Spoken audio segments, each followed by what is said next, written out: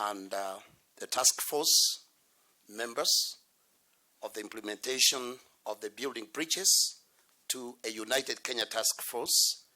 We appreciate the time that you've given us as the Kenya Church, represented by the clergy, to present what has been read as a preamble by Bishop Margaret. I'll go straight to what you'll find in page 13. Page 13 of the document that you have points out two important items. One, on the statement on family, you'll find it somewhere, page 13. You'll find the clause on statement on family, marriage, and values. And I have a summarized version that I'd wish to read so that, like you said, we have time for interaction. We recommend that there be an urgent need to preserve the concept of family and protect it from notions that offend positive African cultural values and heritage and beliefs of the Kenyan people. And this should be included in Article 53, 55, and 58 of the BBI draft. To secure the family in our great nation, issues of abortion, LGBTQ, and other related issues should and must remain illegal. The issues that the church brought out on families in the 2010 constitution making process should be addressed by the BBI. You recall the church stood when we campaigned against the draft that time. And there was the clamor, let us pass it and we review later. Tupitishe, turekebishe baadaye. This is the time to rekebishe. The security of the family is in the church and not in culture. The government should empower the church to protect family because the church has what it takes to handle that through the teachings that we do.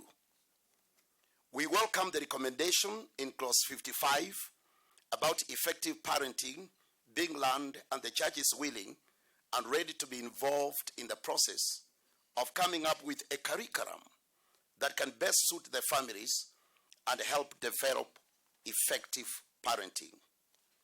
We also recommend the protection of societal moral boundaries from ills such as exposure to pornography and obscenity. We know what is happening in our country, and this is the time for us to bring about that protection. We recommend that a strong body be constituted to regulate the buying and selling of alcoholic drinks, which has led to the proliferation of bars around the estates, affecting families, especially the youth who are lost in drugs and alcohol abuse, and therefore not productive in life. So that clause on family, marriage, and values is in page 13 as you will read it in that document. Another area that we want to touch on is still in page 13 of our document, and that's something to do with the judiciary and the Catholic courts. Statement on the judiciary and the Catholic courts. We recommend, as the Kenya Church, through the United Clergy Alliance, that all religions in our country be treated equally.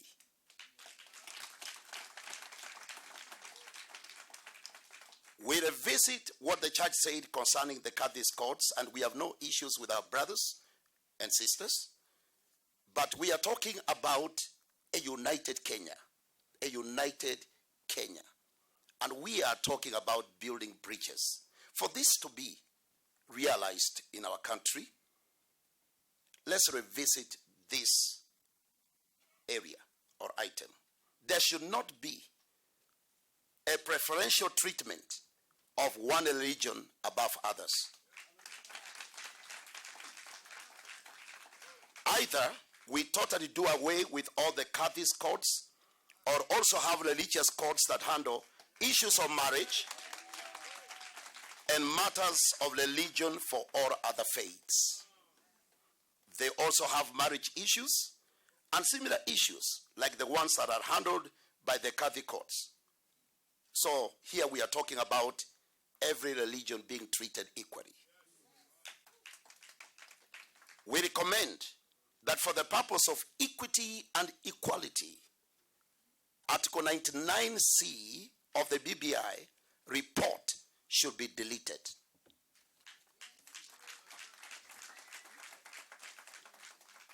We also recommend that court cases should be sorted within a certain time frame.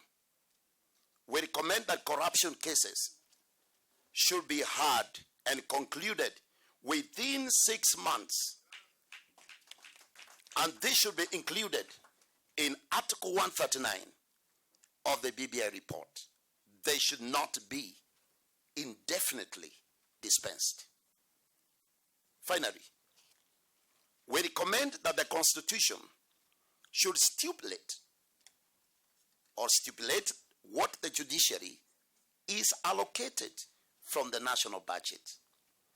It should not be left to be at the mercy of the executive. We recommend budgetary allocation be increased, and the increase be spent on the increase of judges, magistrates, and digitization of the court processes. And we are saying we wouldn't want to see what we have been seeing of late, where the judiciary is frustrated when they are actually doing their best. Thank you very much. I'll hand over to my colleague.